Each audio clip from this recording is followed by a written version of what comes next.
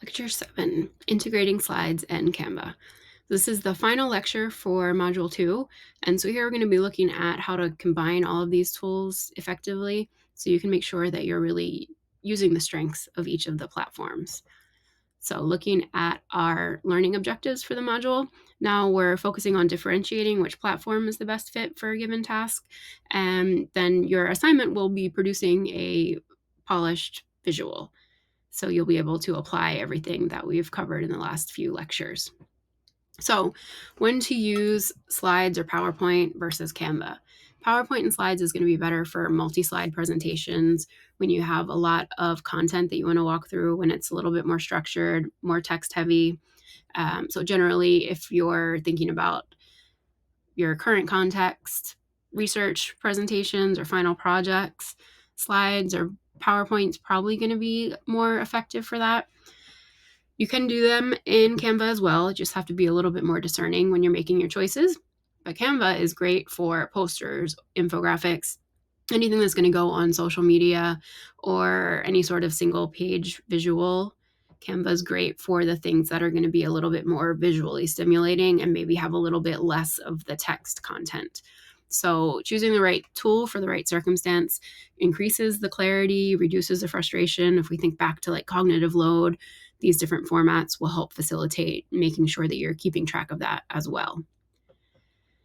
So we have all these tools. You don't have to choose between them. It doesn't actually have to be one or the other. So you can use all of these for one project, just for different pieces of it. So get used to them, play around with them a lot, figure out what you like the best in each, what each one does the best, and then pick and choose, kind of just maximize the potential. So if you're going to design an icon or a diagram in Canva, you could then export it as an image and insert it into your slide deck. And so that way, maybe you're not having all the distraction of some of the Canva slide decks. You've seen over the past couple lectures, I've used a different template in each one.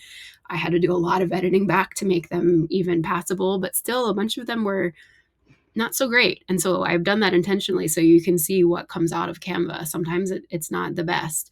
And so to work around that, you can have something that Canva's done really well in creating an icon or a diagram and still put it in your slide deck and do it as an image. So that way none of the sizing or anything like that gets distorted.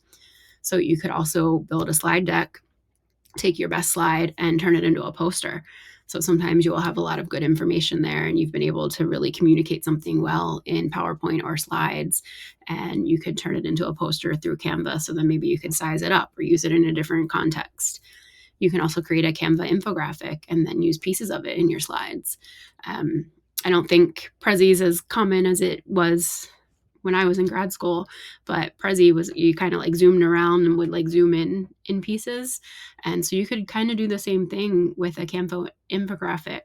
You could take the full thing and then just have a piece of it in your slide, just highlight, one key element and then have the infographic available separately.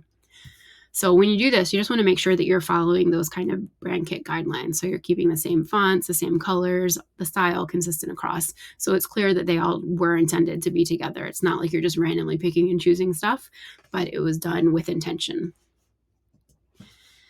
And so I think the trickiest part for exporting here is from Canva, because if you can see here, you have tons of different options for doing that.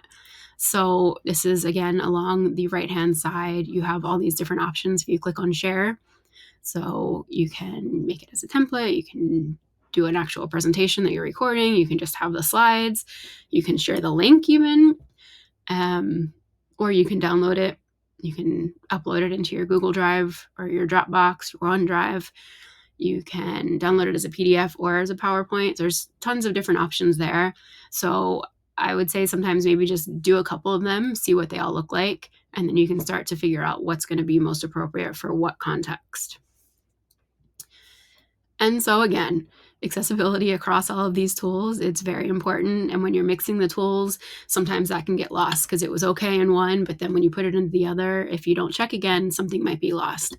So you want to ensure still that you're checking for the standard things like your high contrast, you're making sure things are readable, you're making sure the font has come through, the spacing is as you intended, the alt text is there.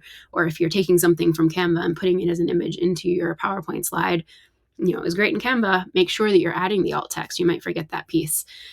Make sure that the image is still clear, right? So when you're resizing, this is where actually uploading the image instead of copying and pasting is really important, but then also being mindful of how you're resizing it. So you don't want to like drag it and distort it. You want to make sure you're keeping the aspect ratio in line.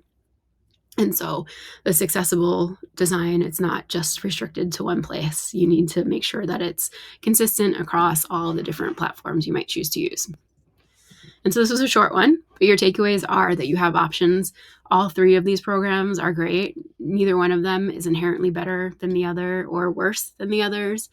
And so you just need to kind of figure out what you're most comfortable doing what in. And it's going to be a personal decision, right? So what I do might be different from what you decide to do. It might be too much work for you to go through and take a template in Canva and edit it down to what you need. Or you might prefer building from scratch with a blank template in Canva than you like it in Google Slides.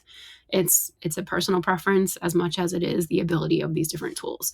So that's why it's important that you get some practice with it. And mixing and matching is pretty much always going to lead to the highest quality product at the end, especially when you're thinking about more of a full communication package, as you'll be doing later in this class. So clearly, the message still stays kind of king, but you can use all of these different tools to communicate that in the best way.